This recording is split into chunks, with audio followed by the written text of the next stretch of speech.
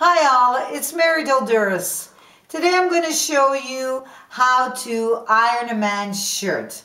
I've noticed that a lot of people have difficulties with these items. Certainly you can send them off to the dry cleaners, but I'm going to show you my quick and easy way to do this. We call it a men's shirt. Yes, typically it will be a man's shirts that need ironing, but women's wear has also adapted the men's wear shirt for women as well. And it's a standard, simple little formula. You're going to need a decent iron. It doesn't have to be expensive, and an ironing board, and this tutorial to get you through. I've got a wash shirt here. I know what the fiber content is of my shirt. I can find that on the label here. It's a cotton based. It may have a little bit of synthetic polyester in it. That's important because you need to know where to set your iron, and you may want to have some steam along to help you do this successfully. There is a simple system that I've developed, and it goes like this. Always begin with the under collar. That's the back side of the shirt collar. And press, if you're right-handed or left-handed, going from left to right. Simple. With cotton-based fabrics, you'll see I've got a lot of steam happening here. I should give it a moment to dry or let the steam burn off. Then I'm going to go to the right side of that collar. I've just flipped the shirt and I am gliding my iron over the right side of that collar. It is now complete. The next place I go, and I'm going to use my ironing board to help me be successful here, and that is the upper, the upper part of the shirt, in the chest area here, in the front, and I'll go to the back as well. So the shoulders. I can't do the entire shoulders. I'm doing just the shoulders near the armhole, and now I can move this along and do the whole entire upper back shoulders. You'll see there that there is a yoke, a separate piece of fabric there, and we call that the shirt yoke.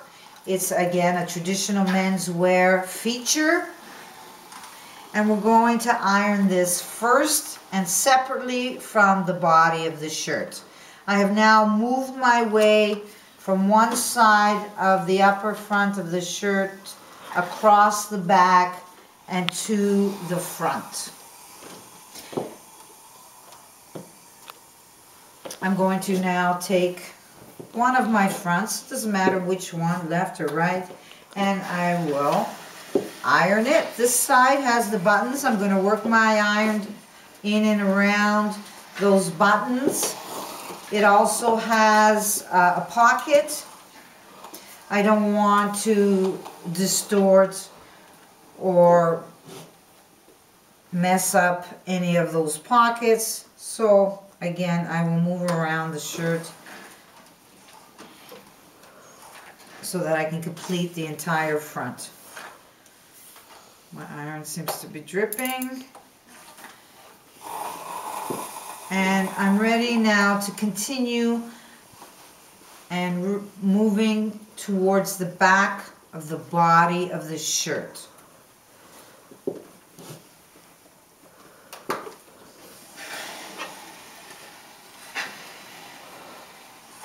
From the side seams, from one side seam, I'm moving into the center, okay?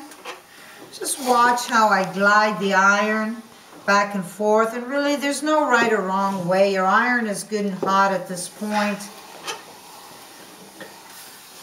You can go in circles, you know, people do it different ways, whatever feels comfortable. And you'll see that you want to remove the wrinkles. That's why we iron things.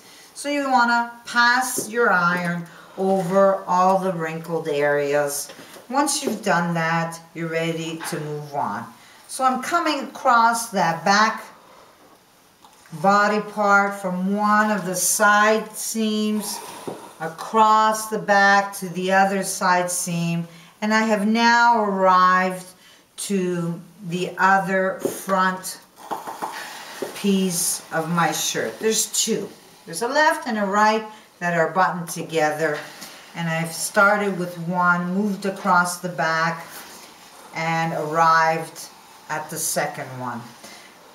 You'll see that it's a bit difficult to access all the various areas, and that's why I had you iron the front, the upper part of the shirt, front and back, separately in the beginning, because it doesn't fit over the ironing board, or because of the nature of the shapes, it's tricky to access. Great. All that remains now are my sleeves. And my sleeves should never have a crease in them.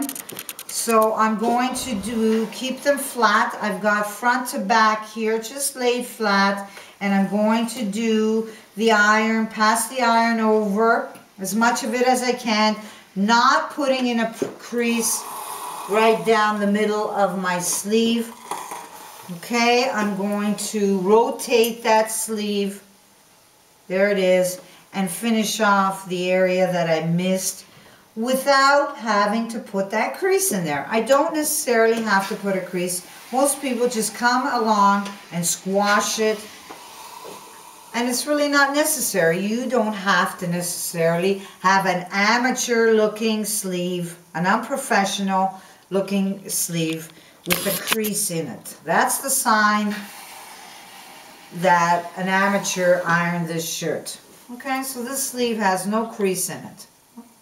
The cuffs you don't have to worry about. If they're terribly wrinkled, certainly you can touch those, but they have reinforcement inside them, interfacing, that stabilizes them and helps them to maintain their shape, so they rarely need any kind of ironing. I'm now going to my other sleeve. I have it folded in half again.